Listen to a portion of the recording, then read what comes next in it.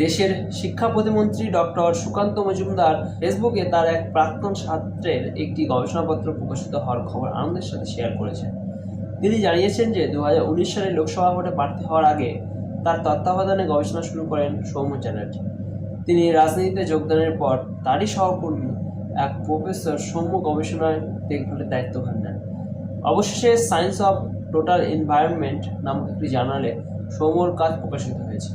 সুকান্ত বাবুর এই পোস্টটি আমার ব্যক্তিগতভাবে ভীষণ ভালো লেগেছে, মূলত দুটি কারণে। এক, ভারতবর্ষে সায়েন্স আউটরিচ নিয়ে কোনো কিছুই হয় না, তাই নিজের প্রাক্তন ছাত্রের পাবলিকেশন খবর সোশ্যাল মিডিয়াতে খুশির সাথে জানিয়ে তিনি কিন্তু একটি নতুন ট্রেন্ড করার চেষ্টা করছেন, যা সত্যিই প্রশংসনীয়। দুই, এই কাজটি মূলত উত্তরবঙ্গ, গৌড়বঙ্গ বিশ্ববিদ্যালয় এবং জঙ্গিপুর কলেজে করা হয়েছে। কিছু ক্ষেত্রে উত্তরবঙ্গ কৃষি বিশ্ববিদ্যালয় ও হরিয়ানার translation health science and technology ইনস্টিটিউটের কাছ থেকে কিছু সাহায্য হয়তো নেওয়া হয়েছে। যারা কাজ করেছেন এই প্রজেক্টে তাদের কেন্দ্র সরকারের CSIR, CSRF, UGC, JRF, Anusandhan national research foundation থেকে ফেলোশিপ ছিল। একজন পশ্চিমবঙ্গ সরকারের Swami Vivekananda merit cum means scholarship theme fellowship পেয়েছে। পেপারটি পড়ে আমার যেটুকু মনে হয়েছে, প্রজেক্টের খরচের পুরোটাই উত্তরবঙ্গ এবং গৌড়বঙ্গ বিশ্ববিদ্যালয়ের নিজস্ব ফান্ডিং থেকে করা হয়েছে। অর্থাৎ আর্থিক টানাপোড়েনের মধ্যে থেকেও এরকম একটা ভালো কাজ করা সত্যিই দুর্দান্ত। এবারে ব্যক্তিগত 3টি মতামত আপনাদের সাথে শেয়ার না করে পারছি না।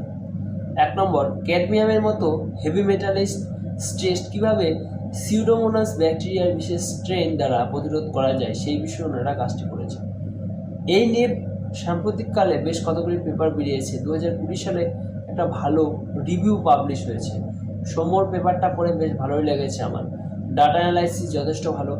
আমার মনে হয়েছে এই পেপারটা অনায়াসে আরেকটু ভালো গবেষণাপত্রে পাবলিশ হতে পারত, বা বলা ভালো অন্য কোনো রাজ্যের কোনো বিশ্ববিদ্যালয় হলেও এটা আরও ভালো জায়গায় পাবলিশ হতো। কারণটা শুনতে খারাপ লাগলেও বর্তমানে রাজ্য সরকারের অপদার্থতা ছাড়া আর কিছুই না। কারণ আমাদের রাজ্য সরকার মাদ্রাসা শিক্ষায় 2024-25 সালে 5,607 কোটি টাকা বরাদ্দ করলেও বায়োটেকনোলজির মতো সেক্টরে বরাদ্দ এখনও জানায়নি। সর্বশেষ 2017-18 সালে ঢাকঢোল পিটিয়ে 514 কোটি টাকা দেওয়ার কথা বললো। আদৌ কি দিয়েছে? সেই রিভিউ রিপোর্ট কেউ পেয়েছেন কি না আমার জানা নেই।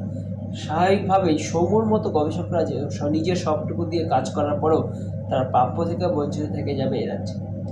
এই পেপারে পশ্চিমবঙ্গ সরকারের থেকে যা ফেলোশিপ একজন পেয়েছে সেটা হলো Swami Vivekananda merit cum means scholarship.